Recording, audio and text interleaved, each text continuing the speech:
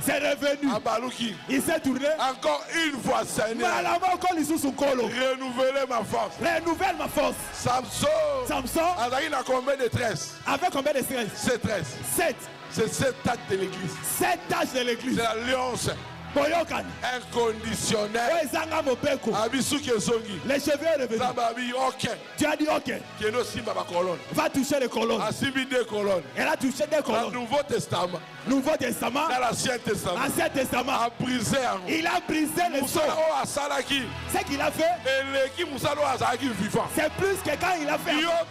Toi aussi. Peu importe le niveau, peu importe ta bassesse. Tu n'échoueras pas. Pourquoi? Dieu a échoué.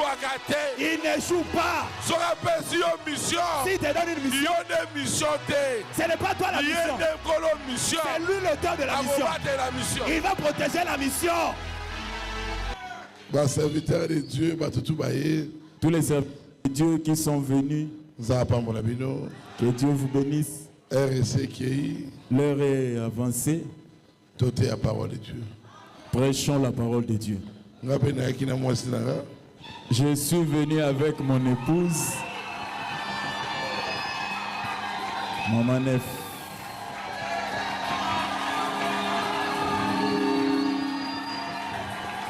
Merci beaucoup à Vanda. Merci beaucoup, elle peut s'asseoir. Lélo et Zaha. Lélo. Tout est monté à la parole de Dieu. Levons-nous, nous allons lire la parole de Dieu. Marc 16, 15 à 18. Puis il leur dit, allez par tout le monde et prêchez la bonne nouvelle à toute la création. Si malobi na bango bokende mokili mobimba bote ya sango malamu na bato nyonso, na bikelamu nyonso. Celui qui croira et qui sera baptisé sera sauvé. Mais celui qui ne croira pas sera condamné. Oyo akondima pe akozwa libatisi akobika, oyo akondima te akozwa etumbu. Voici les miracles qui accompagneront ceux qui auront cru. En mon nom, ils chasseront les démons, ils parleront de nouvelles langues, ils saisiront des serpents. S'ils boivent quelques breuvages mortels, il ne leur fera point de mal. Ils imposeront le main aux malades et les malades seront guéris. Dieu notre Père Céleste. Nzambe tatana biso likolo. Moi je ne vais pas prêcher, toi-même prêche ton peuple. Au nom de Jésus. Na kombo na Yesu. Amen. Amen.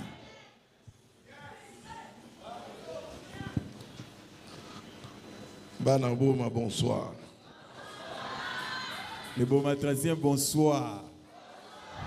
Boma Pade. Moi j'ai commencé ici. Mon ministère a grandi ici. Je remercie les beaux matraciens.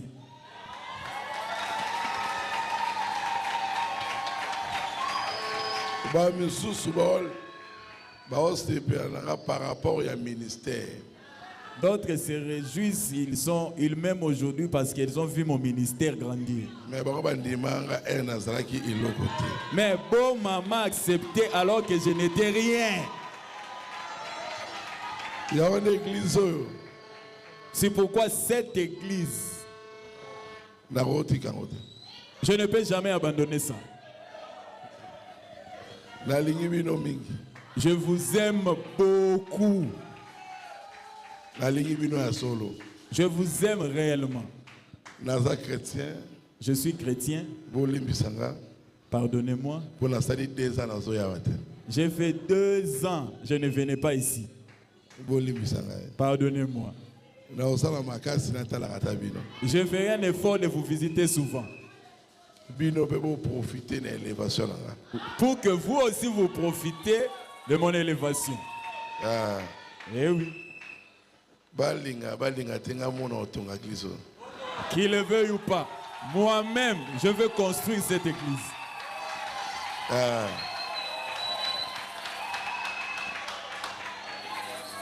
Bolinga. Que vous le voulez. Bolinga te. Ou pas. Cette église sera construite. Nazo Télémissa représentant la maire de la ville. Je voudrais que les représentants de maire de la ville puissent s'élever.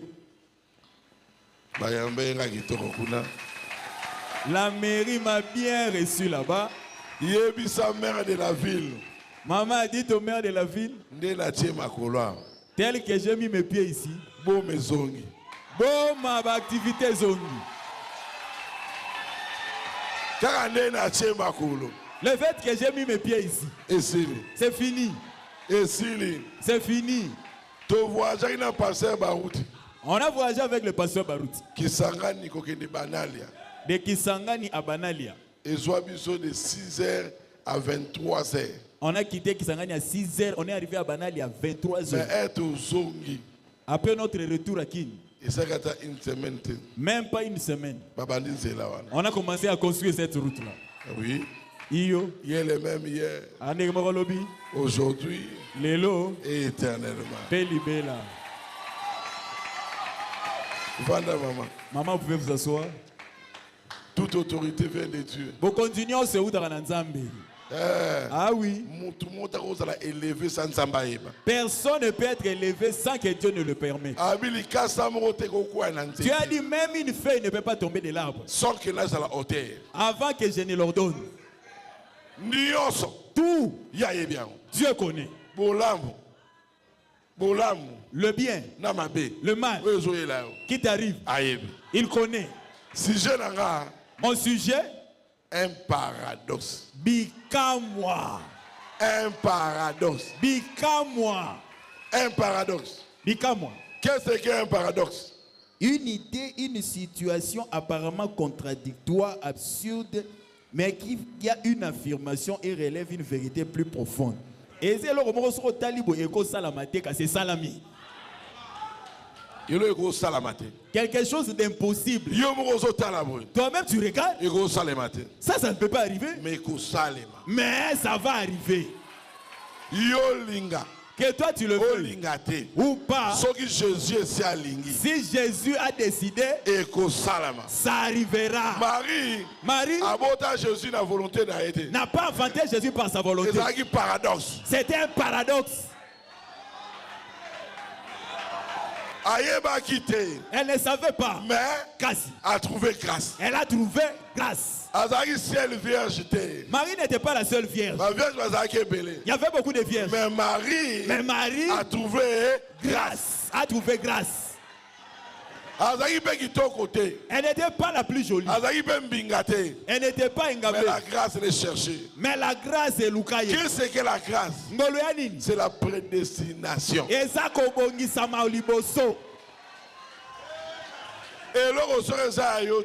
si quelque chose n'est pas à toi, peu importe tes efforts, tu ne l'auras pas. Tu ne l'auras pas. Tu peux imaginer Tshisekedi Fachi. Tshisekedi wa Mulumba. Papa Etienne, comment il a combattu? Il n'est jamais devenu président. Mais Fachi l'a reçu avec facilité. C'est ça un paradoxe. Tu regardes comme ça. On dirait que ça ne va pas marcher. Mais pas à Dieu. Mais chez Dieu, ça marche. C'est ça un paradoxe. Les gens regardaient. Ah, il n'est rien celui-là. S'ils disent ça, réjouis-toi. Réjouis-toi. Pendant qu'on te néglige, c'est alors que Dieu agira. Quand tu es fort, Dieu ne fera rien. La force parfaite. À la faiblesse, parfaite. Alléluia. Amen. Alléluia. Amen. Jésus était faible. Il a fatigué de porter la croix. Il a jeté ça. Il était faible. Ok, dans la faiblesse de la croix, la vie sortirait de là. Paradoxe. Bien se réjouissait. Le diable se réjouissait. Il a dit Nazouye Soyo. J'ai tué Abraham. Il est parti. Lui aussi, je l'ai eu. Il passera. Il a oublié que la croix, c'était la force parfaite. Ce que Jésus a fait à la croix, c'est plus que la résurrection de Lazare. Lazare, il était ressuscité seul. Mais quand Jésus est descendu dans la tombe, il a ressuscité tous les saints.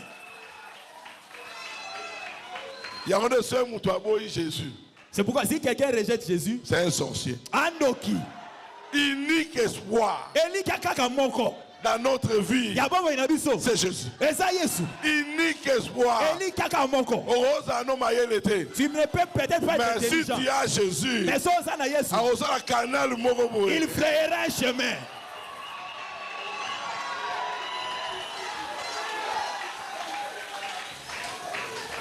Genèse 1, 4 à 5. Au commencement, Dieu créa les cieux et la terre. La terre était informe et vide. Il y avait des ténèbres à la surface de l'abîme. L'Esprit de Dieu se mouvait au-dessus des eaux. Dieu dit que la lumière soit et la lumière fut. Dieu vit que la lumière était bonne. Dieu sépara la lumière d'avec les ténèbres. C'est Dieu qui sépare. C'est pas toi. Les gens qui te rejettent, ce n'est pas toi. C'est Dieu qui sépare. Il doit séparer la lumière et les ténèbres. Dieu dit la lumière était bonne.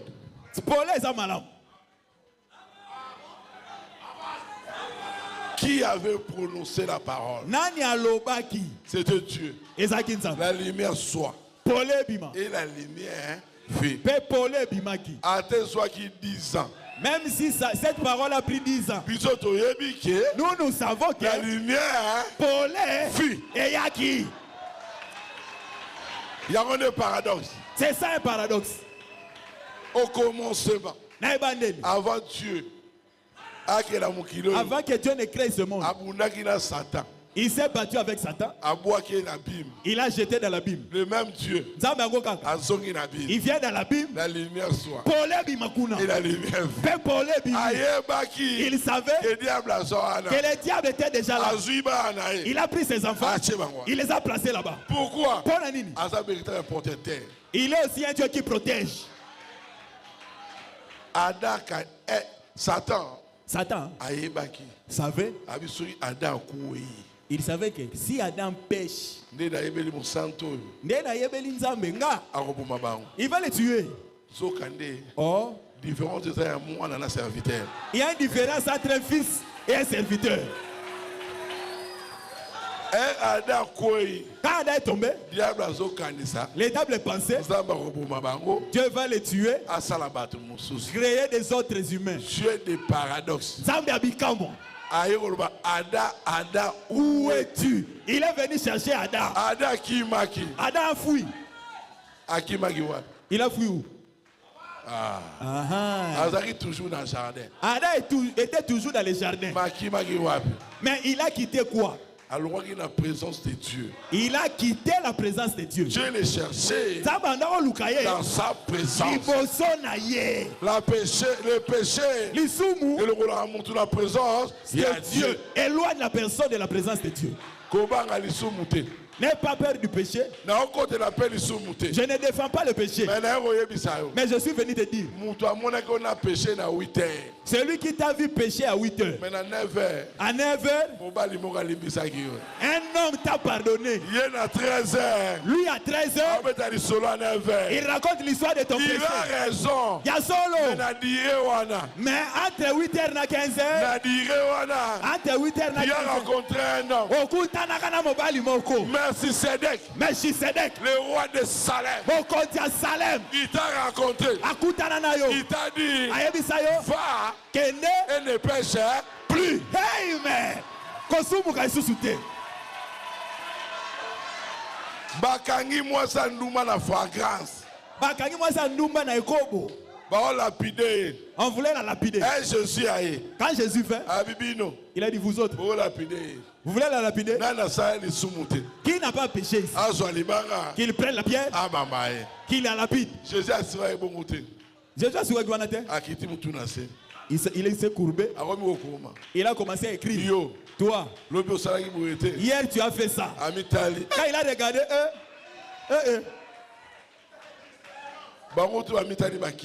tout le monde a fui.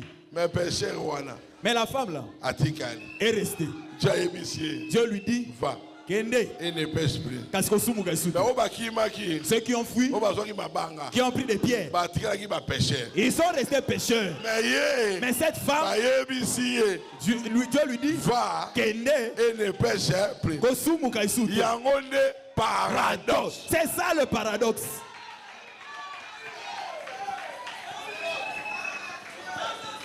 Vous savez pourquoi Dieu a dit dans la main, Jésus a dit dans la main, Jésus. Vous savez pourquoi Jésus a marché sur l'eau? C'est un miracle. C'est pas un miracle. C'est la vie normale. Au commencement, l'Esprit de Dieu se mouvait au-dessus de soi. Le même Esprit de Dieu était en Jésus. Maï était corté. N'a pas regardé au corps. Il a vu l'Esprit qui était au commencement. Maï a commis l'ibendé. Est devenu un fer. Gloire à Dieu. Amen. Le même Esprit est là. Et à toi, les choses ne te dépasseront pas.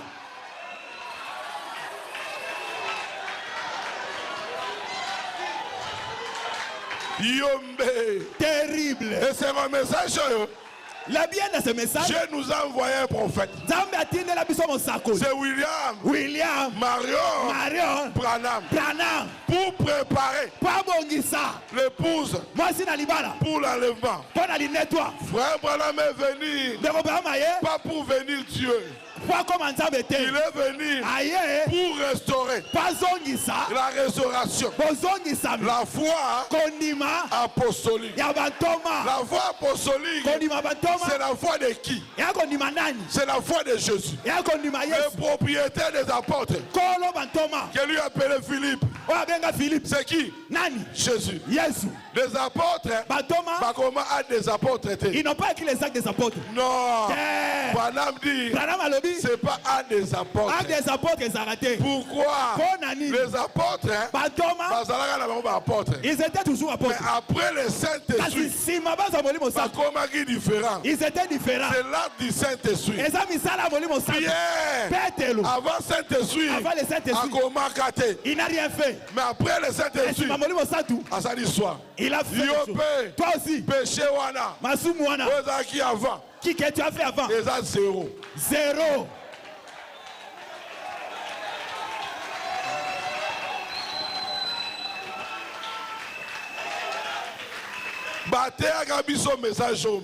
On nous a mal enseigné ce message. Branham. Pour vous faire peur. Le message n'est pas venu pour faire peur. Le message est venu donner la vie. Montrer. Parce que tu ne portes pas de pantalon. Oh, je porte la robe. Je serai au ciel. Le Kuta.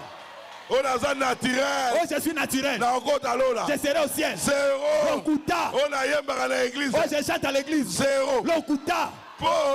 Parce que la robe entre aussi à l'hôtel. La robe écoute à la boîte. Le musicien entre dans des boîtes de nuit. Pourquoi tu as cousouté? C'est le baptême du Saint-Esprit.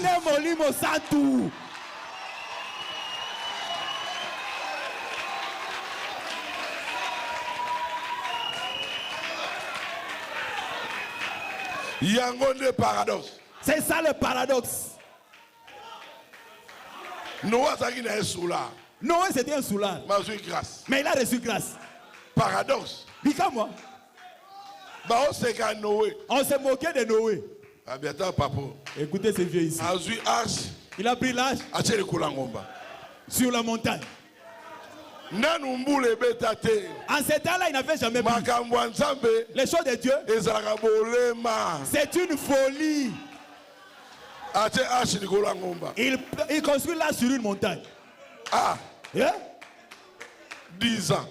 10 ans, il est qui? 20 ans. 20 ans. 50 ans. 50 ans. 100 ans. 100 ans. Hein? Oh, Bah, c'est Noé.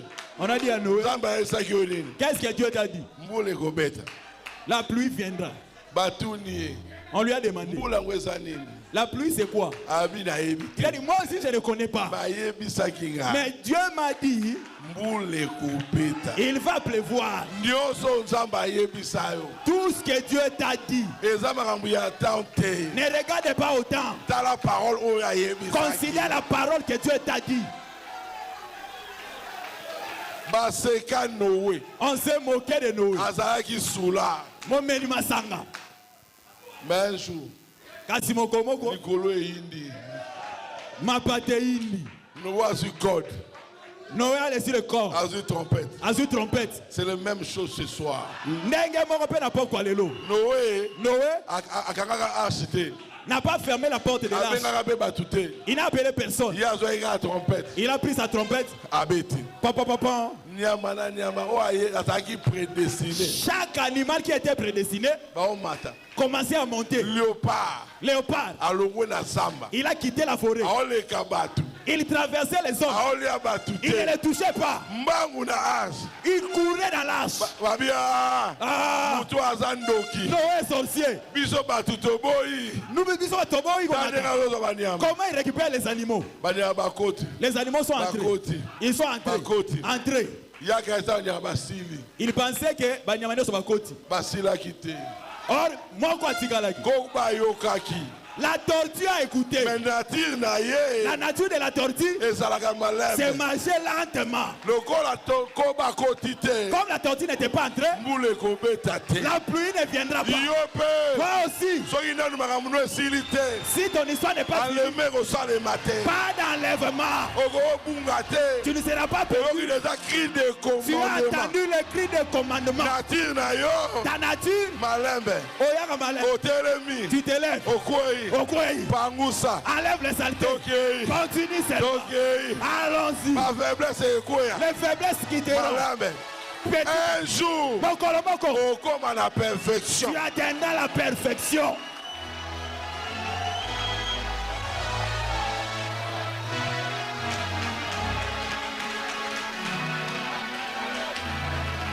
Voilà Noé.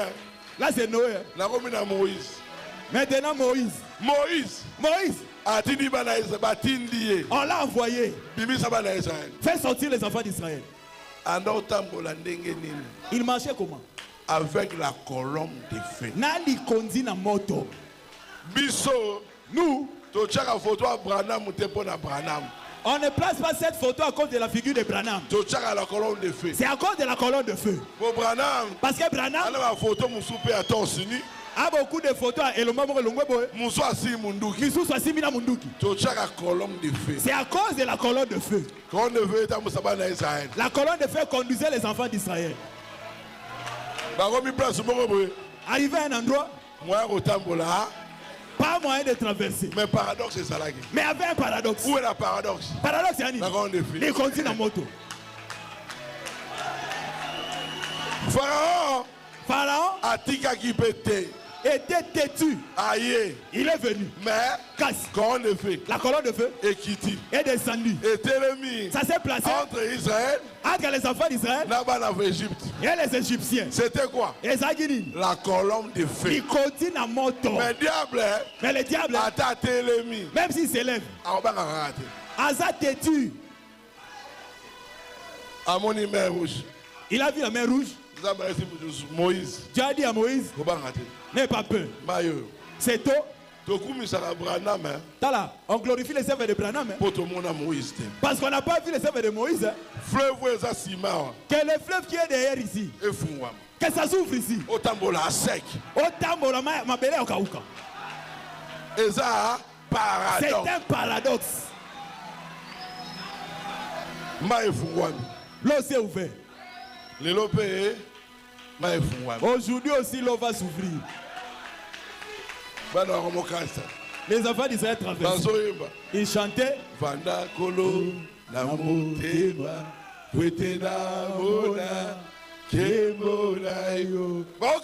Ils traversaient. Ils chantaient. Ils traversaient. Quand ils ont traversé le milieu, grand mathématicien. Le grand mathématicien, c'était Jésus. Il a dit, la colonne de feu. Bon, que je carte la colonne de feu. Pharaon, il s'est dit, je vais les avoir. Pharaon, comptez sur ces chars. Mes chars, si ça les poursuit, je les aurai. Or, tu as déjà calculé la distance. Il a dit, la vitesse de ces chars et la dernière personne, il ne l'atteindra pas. Il venait vite. Arrivé à 0 mètre. Quand Tasuka bimi na mai. Mot de passe. Mot de passe. Mot de passe. C'était la dernière personne. Tu as dit à l'ange, si tu vois cet homme sortir de l'eau, toi, remets l'eau. C'est pourquoi ne poursuis pas la bénédiction de l'autre. L'eau n'est pas ouverte pour toi. N'entre pas.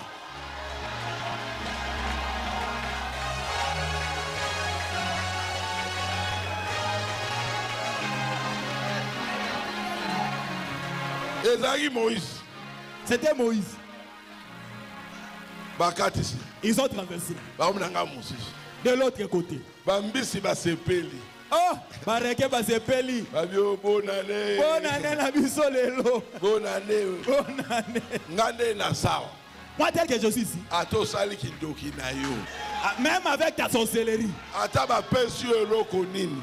Peu importe ce qu'on te donnera. Ola lisa mutu. Ponalala. Faut Dieu permettre. Dieu doit permettre. Un chrétien. Au Christ, il ne peut pas mourir sans finir sa mission. Sans finir sa mission. Simeon. Alobi. Seigneur, laisse ton serviteur aller en paix. Pourquoi? Mes yeux a vu le Messie. Et mon Massia. Simeon ne connaissait pas le Messie. Mais on lui a dit, tu verras le Messie. Lui pensait, ses yeux. Simeon a commis vieux. Simeon a vieilli. Vieux. Il voyait difficilement. Mais les jours où le Messie venait dans le temple, qui lui a parlé, tu verras le Messie. Viens. Le Messie est dans les temples.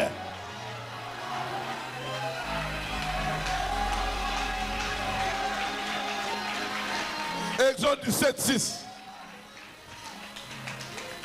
Voici, je me tiendrai devant toi sur le rocher d'Horeb. Tu frapperas les rochers et il en sortira de l'eau. Et le peuple boira. Moïse fit ainsi aux yeux des anciens d'Israël. Ils ont dit à Moïse, frappe les rochers. Comment les rochers peuvent faire sortir l'eau? Le rocher. Dieu, quand il agit, il peut faire liboma. Quand il a frappé les rochers, le rocher a fait sortir l'eau. Pendant que les enfants d'Israël déplaçaient, chaque matin, rocher qu'est-ce que le rocher? C'est Jésus. Yes. C'est Jésus. Yes. C'est Jésus. Yes. C'est Jésus. Yes. C'est Jésus. Yes.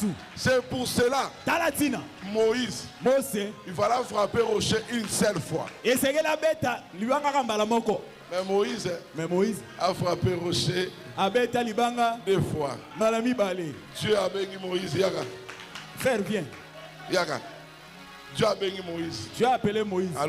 Il a dit, si je ne fais pas sortir l'eau, ils vont se moquer de toi. Parce que c'est moi qui t'ai envoyé. Je sais que tu es mort. L'eau sortira. Mais toi, tu n'entreras pas dans la terre promise. Il a scellé ça. L'eau est sortie. Mais faiblesse il y a Moïse. La faiblesse de Moïse.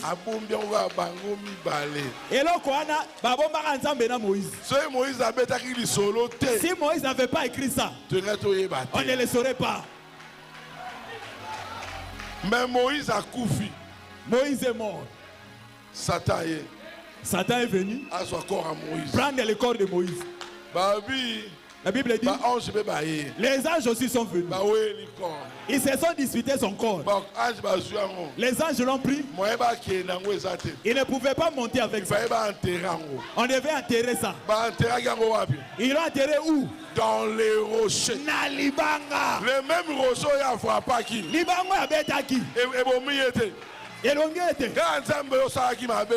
Tu as mal agi. Jésus te protégera quand même.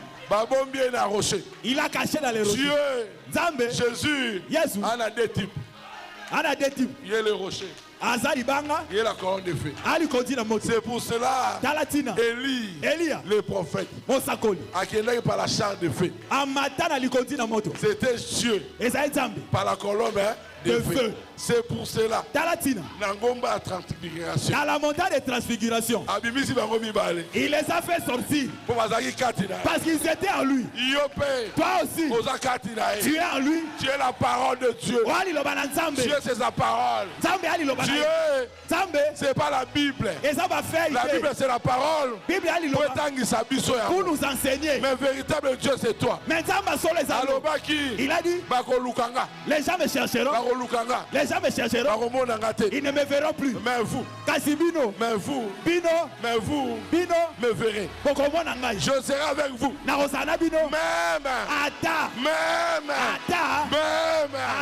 en vous.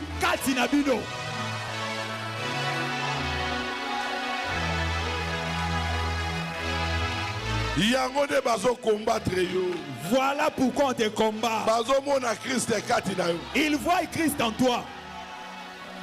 Le diable connaît tes étoiles que toi-même tu ne connais pas. Jésus était bébé, mais les mages ont vu l'étoile.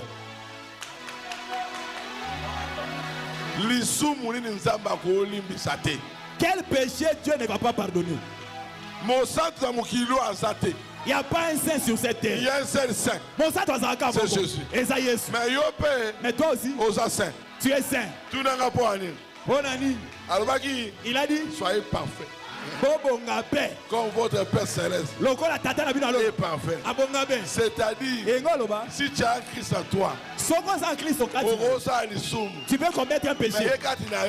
Mais en toi, il te dit arrange. Quand tu arranges, tu deviens parfait. Tu arranges, tu deviens parfait.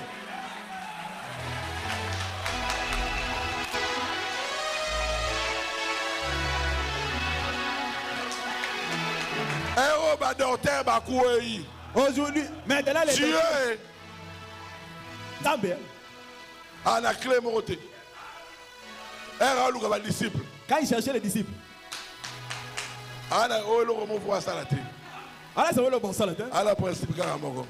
il n'a qu'un seul principe. C'est quoi le principe de venir disciple? Yaka et suis-moi. Il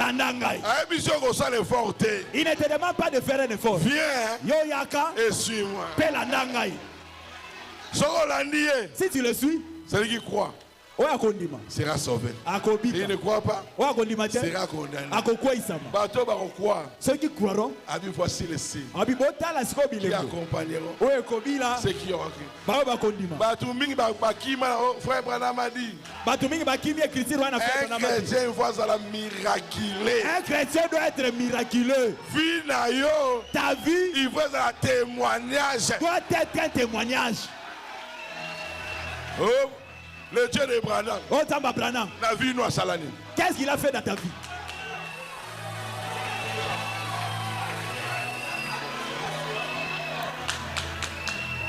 Où est le Dieu de Branham?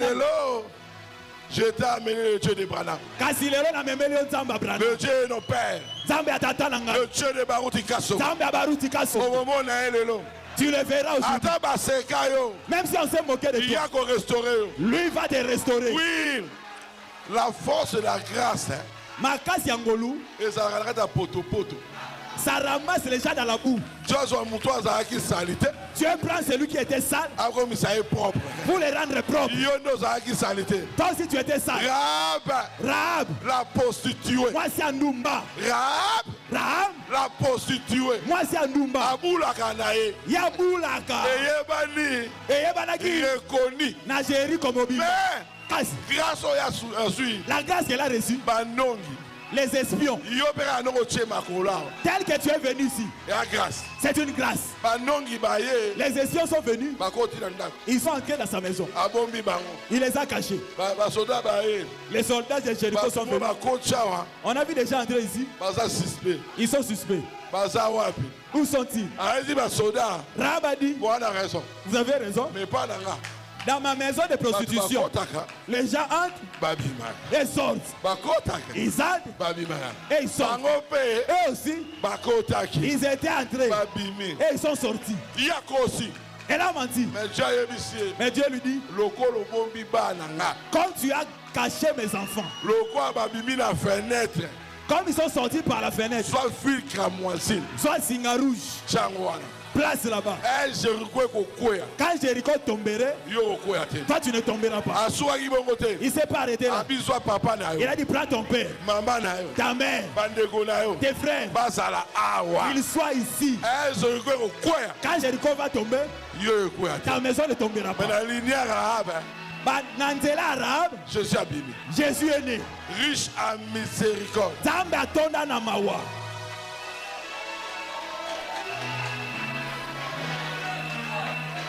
Je peux avancer.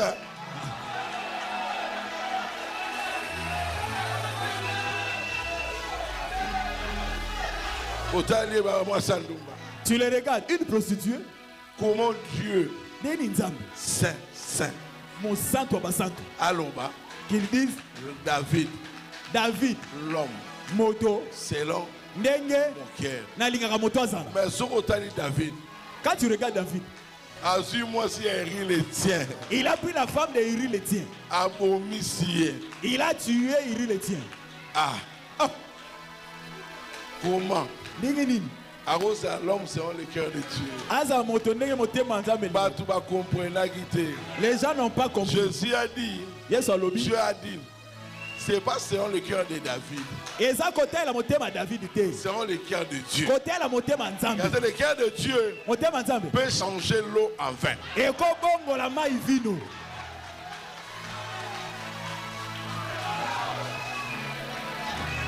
Mingi bakuta na Jésus. Beaucoup n'ont pas rencontré Jésus. C'est pourquoi ils pensent que Branham est Dieu.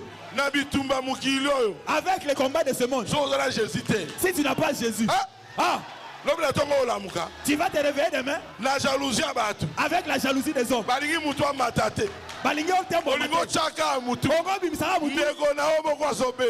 propre frère te tire. Les gens te tirent. Que tu n'as pas Jésus.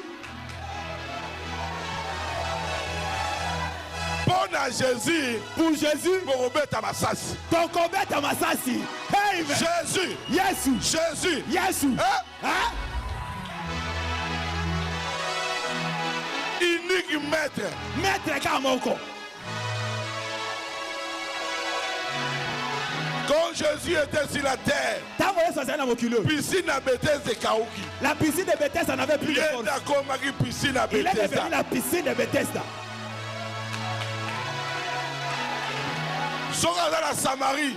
Si Jésus est à Samarie, il n'était pas en Judée. Il avait toute la plénitude. Il avait toute la plénitude. C'est pourquoi il a dit, c'est avantageux que je m'en aille. Moi, c'est la perte de sang. La femme a la perte de sang. Adieu. Il a dit, piscine et c'est la piscine de Bethesda qui marche. Qui a agité l'eau? C'était Dieu dans son cœur. Il a poussé. Si tu touches cette robe, tu seras guéri. Elle a touché Jésus. Quand il a touché Jésus, Jésus s'est retourné. Qui m'a touché? Il y aura les disciples. Les disciples ont dit, foule là-bas, tous les autres touchés. Avec toute cette foule qui te touche. Ah, mais non. Il a dit, toi. Elle touche la vie. Il a touché vertu. Elle a touché le vertu. Aujourd'hui, tu dois toucher le vertu. Simba va vertu à Jésus.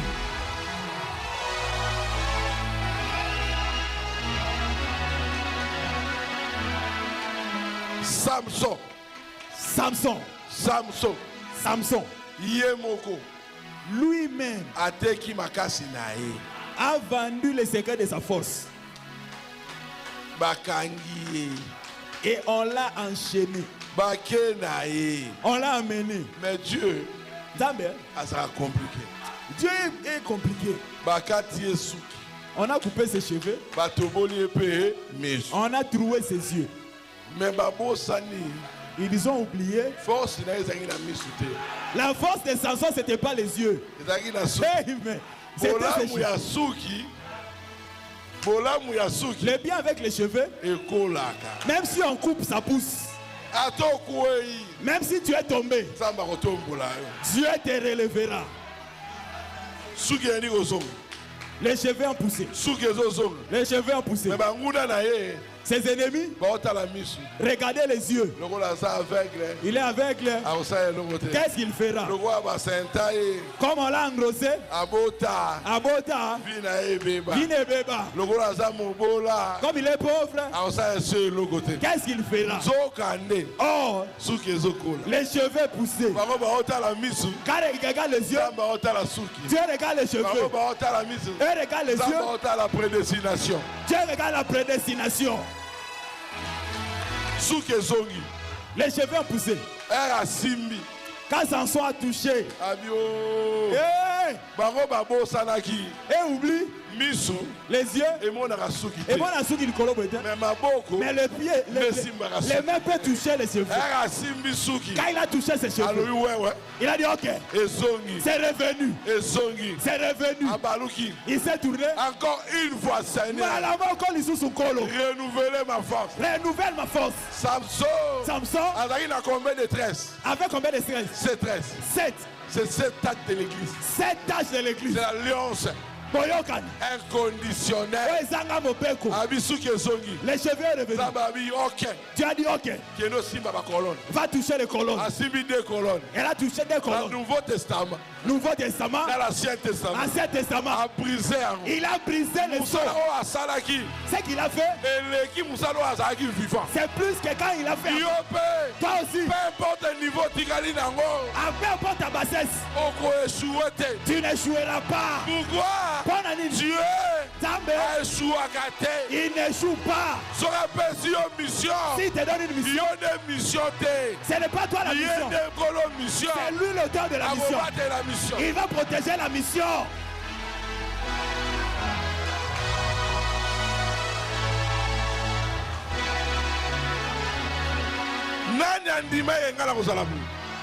Qui croyait que je serais ce que je suis?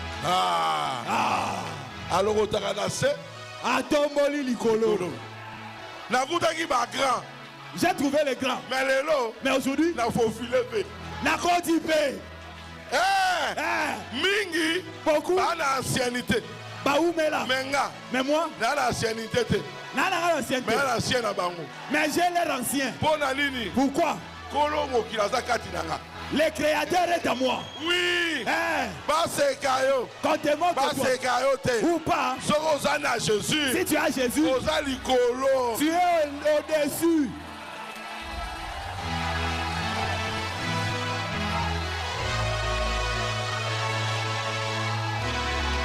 Pasteur Muzungu. balinga yo te.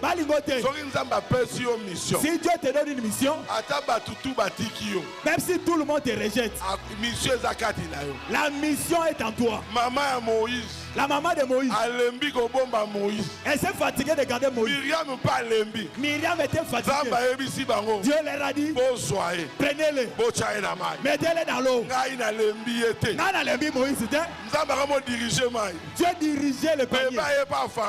Dieu est venu chez Pharaon. Il a dit à la fille de Pharaon, la sœur de Pharaon, pas qu'il Cyril vienne. Il y a un enfant ici. Prends-le, élève-le. Et on a cherché quelqu'un pour allaiter Moïse. On a pris la maman de Moïse. On a foutu ta maman.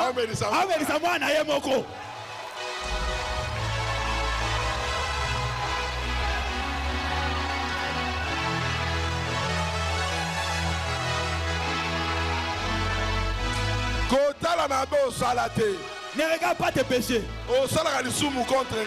Tu ne pêches pas contre moi. Contre Dieu. Tu pêches contre Dieu. Si Dieu te pardonne, qui te condamnera?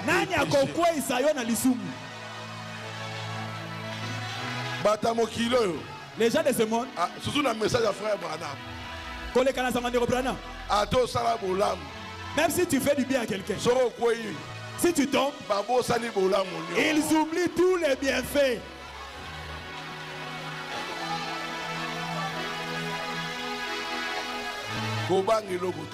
N'aie pas peur.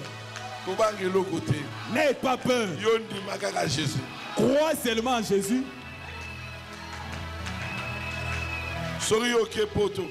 Si tu vas en Europe, au Kangi Poto, quand tu es enfanté, quand tu t'es marié, au clôturé Mabala, quand tu as eu l'argent, non.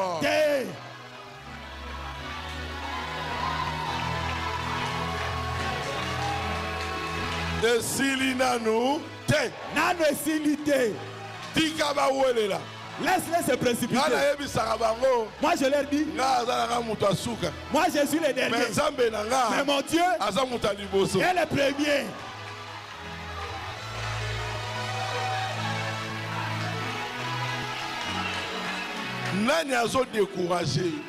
Qui te décourage? Parce que tu ne connais pas sa vie. Un véritable chrétien. Mon clip soit solo. Ma benne est bon matin. Parce que Dieu les taille. Beaucoup sont pires que toi. Mais Dieu, parce que ce n'est pas son enfant. La sainteté. Et au compte solo la terre. Il faut la sémence où il peut la sainteté. Tu dois avoir la sémence qui produit la sainteté. Là tu entreras. L'homme riche, Jésus l'aima. Mais il n'avait pas la vie de la sainteté. Il y a l'éducation. Beaucoup sont dans le message comme une éducation. Quitte l'éducation. Comment la vie a message. Reçois la vie du message. C'est Jésus dans ton cœur. Le baptême du Saint-Esprit.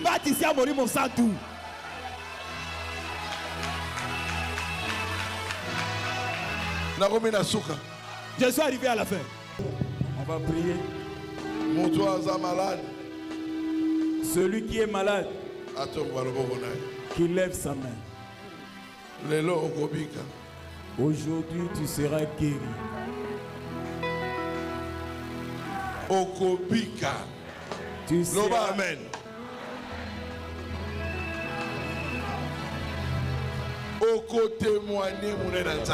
Tu vas témoigner la gloire de le Dieu des paradoxes. Zambi abika moi.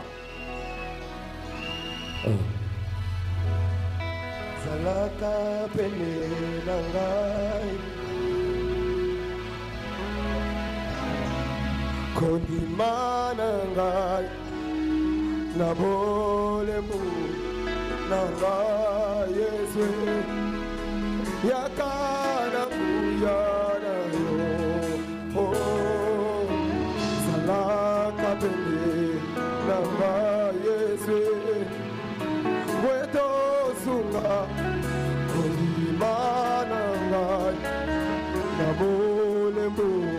nanga Yesu yakana nguya nayo ya Yesu kolo nyonso isika nyonso kanga ikolo osuga Yesu yakatabe ya Yesu kolo nyonso isika nyonso kanga ikolo osuga Yesu yakatabe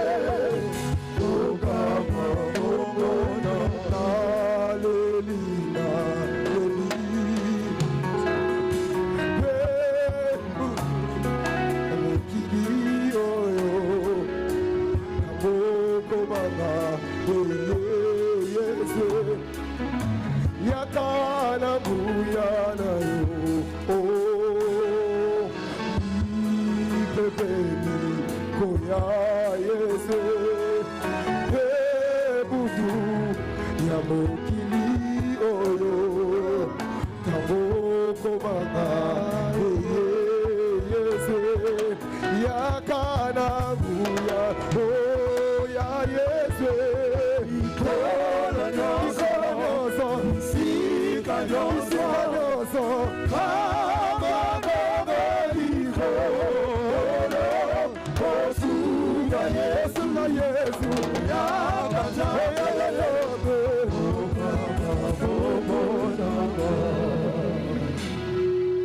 te nabungisa Elia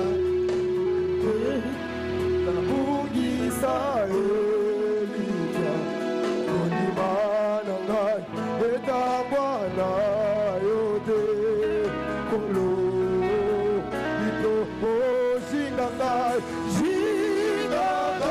ikolo obangai Yesu haleluya namaluna yo oyo kufela namakila na yo luna yo nagai Yesu kolo ikolo shinganga ikolo obangai motema kose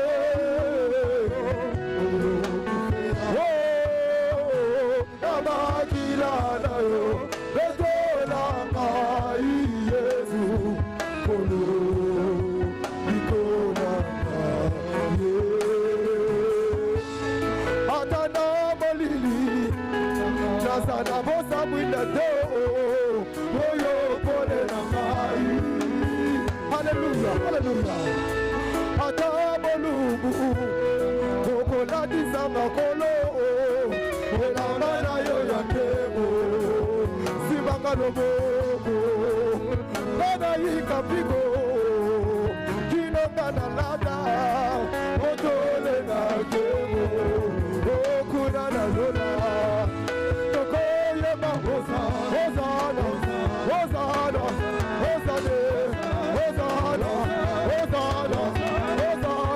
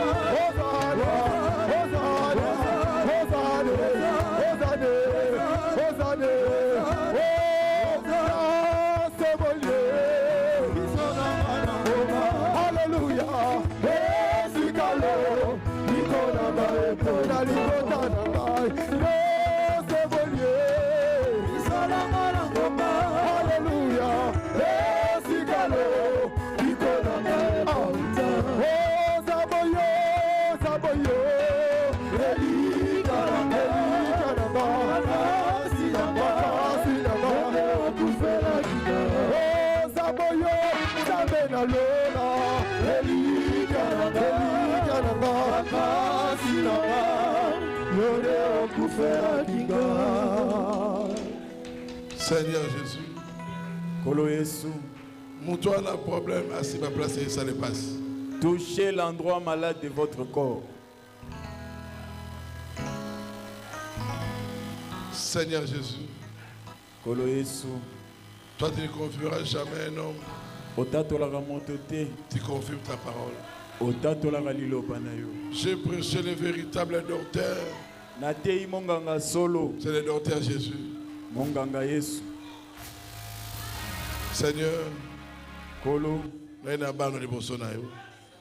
je suis venu devant toi avec tes enfants, Seigneur.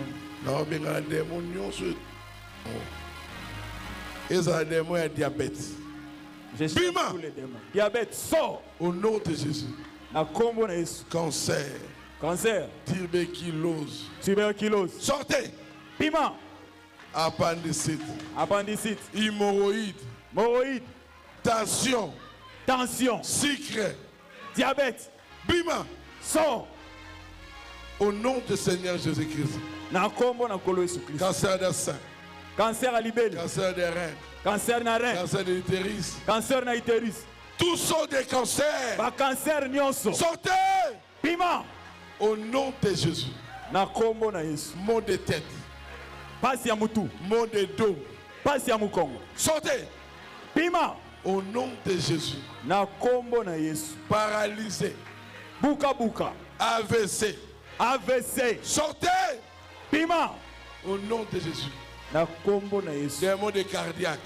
Molimo babia motema. Sortez. Piment. Sortez. Piment. Sortez. Piment. Au nom de Jésus. Na kombo na Yesu. Démon de rejet. Molimo esalaka bato baboya yo. Sortez. Piment. Au nom de Jésus. Na kombo na Yesu. Mari de nuit. Mobali ya butu. Femme de nuit. Boasi ya butu. Sortez. Piment. Au nom de Jésus. Na kombo na Yesu. Sirène. Mami wata. Blocage. Blocage. Sacrifice. Meka. Piment. Sort. Tous sont des liens. Basinga lolenge nyonso. Il y a famille. Lien de famille. Il y a avenir. Lien des avenirs. Il y a entourage. Lien des entourages. Piment. Sort. Au nom de Jésus. Na kombo na Yesu. Au nom de Jésus. Na kombo na Yesu. Ezale blocage utaki wapi. Peu importe l'origine du blocage. Jésus. Na kombo na Yesu. Mutu nyonso azawa. Tout celui qui est ici. Ataba kundaki na libulu. Même si on l'a placé dans un trou. Seigneur bimisa ye. Seigneur, fais-les sortir. Au nom de Jésus. Na kombo na Yesu. Atazaki lié. Même s'il était lié. Fungola nyonso. Ouvre les liens. Même si son problème c'est son propre péché. Ici, nous sommes guéris.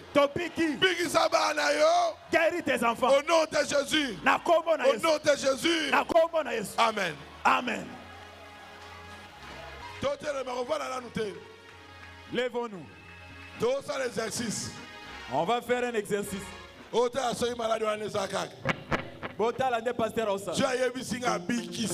Dieu m'a dit qu'il a guéri. Que tu le veux ou pas. Tu es guéri. Gauche, droite.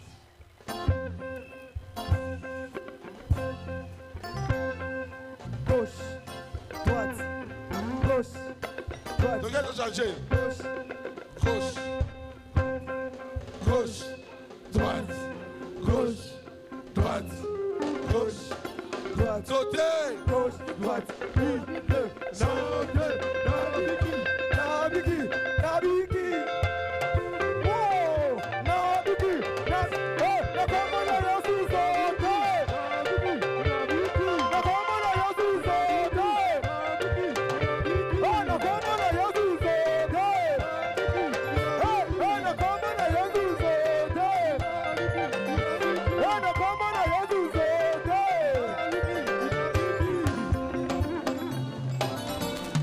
Moutou a senti changement. Celui qui a senti qu'il est guéri. Nous avons moto moure côté katina yo. Oh, moto moure côté lié. Vous sentez le quoi ne ça sauté. Tu sens ta guérison. Il y a témoigner. Viens témoigner. Boya kotala e.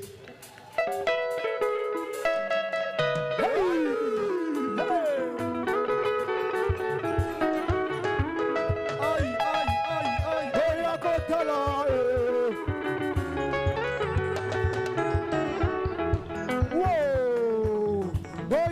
kotala Yesu mwana zamboyo asana bomo Zamba Carlos alongolinga soni Masi ya Yesu akabelinga bomo Omadoka boya kotala Yesu mwana zamboyo asana bomo Hallelujah Yesu alongolinga soni Masi ya Yesu akabelinga soni Yes, anomelanga bomego, anomelanga botusi, apesanga ega. Yes, anomelanga bomego, anomelanga botusi.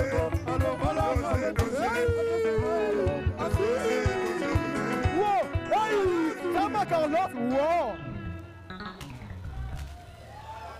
Mama kumbula onani. Kumbula ngai Yuli. Yuli nani? Makwala. Yuli Makwala. Nzamba saelioni.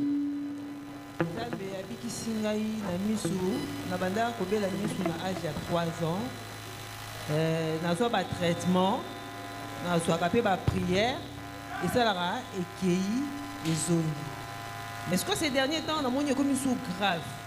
Na banda ko se plaindre ngabi. Ba dépenses nyonso basalela ngai vraiment. Et on a bien caractère problème. On a son hôpital, tout ça sous ba dépenses. Qui trop inquiète vraiment. L'hôpital n'a pas travaillé, mis sous flou. Mais après prière, on dit clair.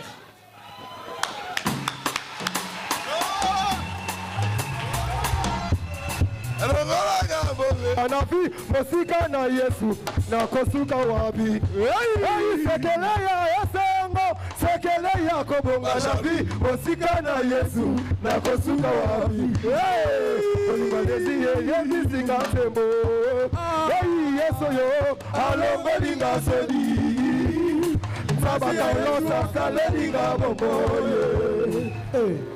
Mama kumbula onani. Mama. Shalom. Shalom papa. Pambola yo. Nakoma mondimi ya Mwanda. Naza mondimi ya Mwanda. Papa asaleli ngai ngolu. Atindeli biso évêque na biso. Na uti na kiste na loboko ifo ba opere nga na mars. Loboko ebanda osala sous mouvement te.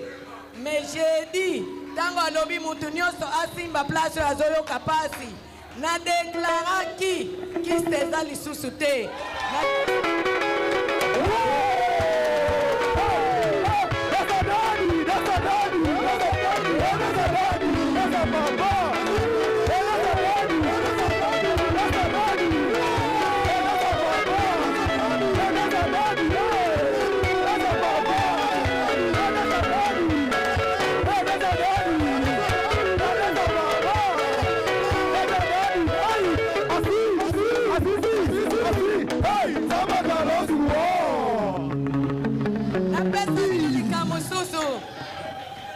Mondimi ya Catholique. Tango na telemi awa bato ebele bazotala ngai awa bayebi ngai. Na uti président ya ba choral ebele awa na boma. Me batindi nga na Mwanda. Tango na komi na Mwanda, liboma moko ayebisi nga na Catholique ozosala eloko moko te. Ozosala nini kuna? Kende place wana oyo kokende, okozwa mutu akomema yo place okobanda okende obondela. Kuna nde Nzambe akosala elongolu. Nakena Mwanda nakutani pasteur changu Mawete. Tangu nakutani na pasteur changu Mawete, esprit ezoyebisanga zonga no na Catholique kuna ozokendo sani. Pasteur tangu akomona ngai, "Sir, soki ozongi kuna, ozokendo kufa." Soki nazongi na ndako, "Oh, nakokufa." Kuna ba Korani nazodenda na osala nyonso. Me kuna kaka Nzambe nanga. Tangu nalali nazana mutu moko na lotaka. Soki namoni mutu wana eka ebisinga likambo wana na omona ngo. Mutu wana ebisinga omoni eglise wana okay. Pangusaka na eglise wana. Bongisaka bakiti wana. Salaka nyoso papa na koma kopesa dimi. Na koma kude.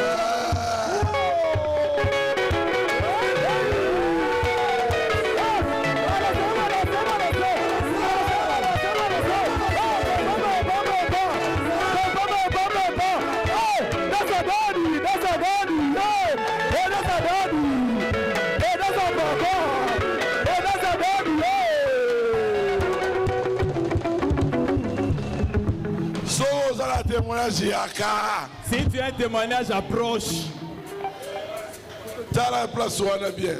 Regarde là où tu avais mal. Essaye encore. Il t'a déjà guéri. Amène ton témoignage ici.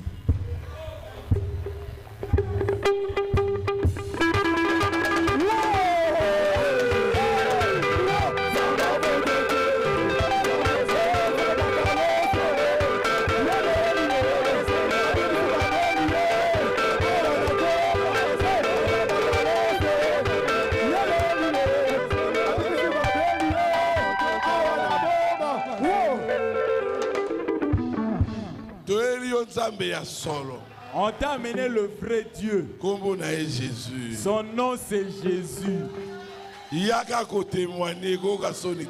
témoigner, n'aie pas honte. Que le Seigneur vous bénisse. Amen. Je bénis le Seigneur pour ce qu'il vient de faire pour moi. Déjà, avec mon pasteur, une fois nous étions en train de parler, je dis à mon pasteur, pasteur, comment vous trouvez le pasteur Carlos? Il m'a dit, je crois que le pasteur Carlos a un ministère de Dieu. Alors, en venant ici, mon épouse sait, j'avais déjà un défi que je devais relever. Je me suis dit, Seigneur, pour le confirmer, je voudrais que tu me montres un signe. Pendant que nous étions ici, le pasteur Carlos est en train de prêcher. J'ai senti une forte onction m'emporter. Je me suis presque retrouvé dans ses prédications. C'est comme si je récitais sa prédication. Et à un moment donné, mon épouse sait, j'avais très mal à la tête. Quand nous sommes arrivés à Boma, je lui avais dit j'ai très mal à la tête. Je voulais même acheter un médicament. Je me suis dit, je n'achète rien, je vais expérimenter notre Dieu, le Dieu de notre pasteur Carlos. Pendant que le pasteur a prié, j'avais de très fortes douleurs au niveau du côlon, ici au niveau du dos, et la tête me faisait très mal. Mais après la prière, j'ai senti une accalmie totale. Le monde était donc disparu. Même les dos le monde c'est parti complètement. Et je sais que pour les autres défis pour lesquels je suis arrivé, je sais que Dieu a accompli déjà. Que le Seigneur vous bénisse.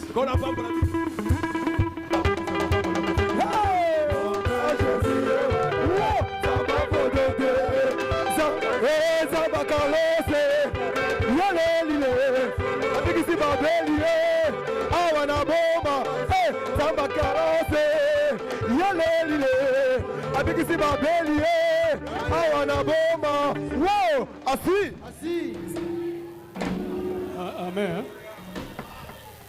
Papa Nzabasa Naye pour la côte de la monnaie dans Zambie.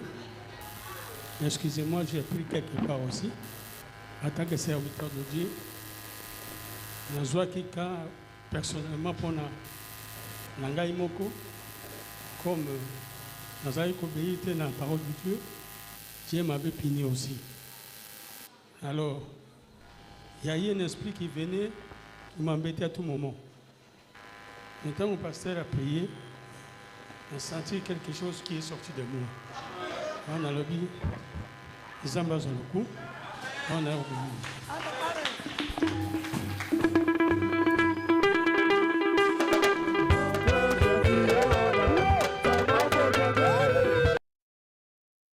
Paradoxe. Et ça paradoxe pour Nanine. Place to outil, na place to komi lelo. Nenge pasteur Carlos Barouti Alobi. J'espère à place to outil. Mais lelo tant ayo fungola église na boma, kutanga na boma. Akenda des ans après ngana zongi susu na boma.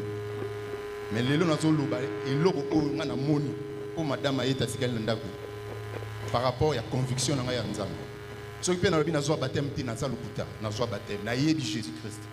Mais paradoxe, c'est changer vie dans l'église place. À partir de lobby, à part ça aussi, nazwa ki vision kaka nde zalaka basali na nzambe ke nzala yo osalela nzambe ngai na yebi théologie te na yebi niki na osalela nzambe ndenge mais na lala na butu madame nanga po azati azoloba o eza boso na lota na campagne d'évangélisation j'espère o ezaki na paye du peuple mais ngaza na bomo na foule quand on est tous abou kaka pasteur ba azote ya abi mwana mbali yaka na ndo semble yaka na ndoto na ya ti na podium tanga mona ngabi ndeko na ngai osambela makasi boye mais oza elo mozo déranger za ninga bité ligne de conduite ndezo zanga ngai et puis na yebisa madame na moni pasteur barouti yé mutabe ngai ça veut dire Carlos a ngai mais est-ce que ça ni habité ko salela nzambe ezaka ko za pasteur même ko komba église o ezaka ko salela nzambe j'espère na luka numéro na e parce que toyebani na yebi ba ndeko mo ebele na kotanga ba kombo ba ndeko musu ba félicite baza ebele ba beki ba petite sœur baza ebele mais na kozwa numéro na e wapi ba yemba baza ebele na kozwa ba numéro na bango wapi mais j'espère na komela ki pasteur na Facebook na lukaki eza aussi ma bible boy na yebité depuis mois d'octobre j'espère même lobby na kolakisa yo mais pour ngai eza paradoxe à partir à lobby nga na e na yebié banda taba aja ba 9 ans bana mona kala za pambolo nzela ya solo yango za pambolo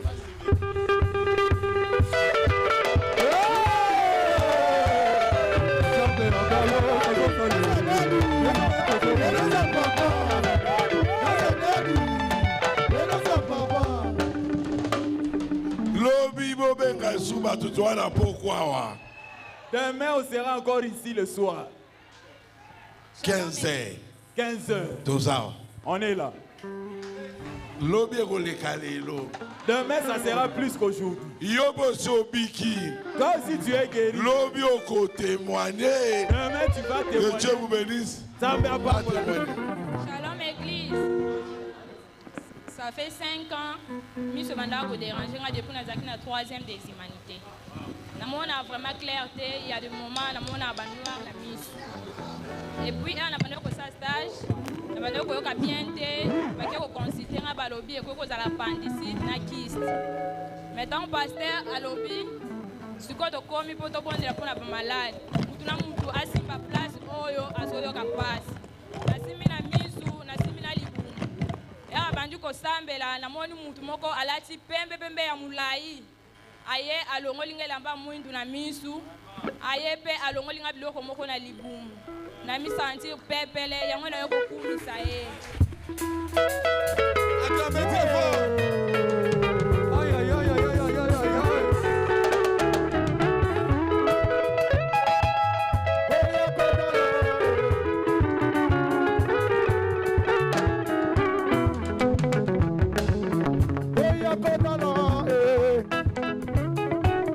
Azana bomoye Nzamba Carlos alongolinga soni Masiya Yesu akabelinga bomoye Boya boya boya boya boya Yesu bwana zamboyo Azana bomoye Hallelujah Yesu alongolinga soni Masiya Yesu akabelinga bomoye. Les serviteurs de Dieu, passez là où vous devez passer, les invités. Demain à 15h, venez nombreux. Ça sera encore du chop-chop demain. Il y aura la puissance et l'onction. Merci beaucoup. Amemelanga bomengo, amemelanga bomengo, alongolanga botutu, avesanga elonga. Yes, amemelanga bomengo, amemelanga bomengo, alongolanga botutu, avesanga elonga. Feelinga, Abina bien, bina bien, bina bien, bina bien, bina bien. On a yes, bina bien, bina bien, bina bien.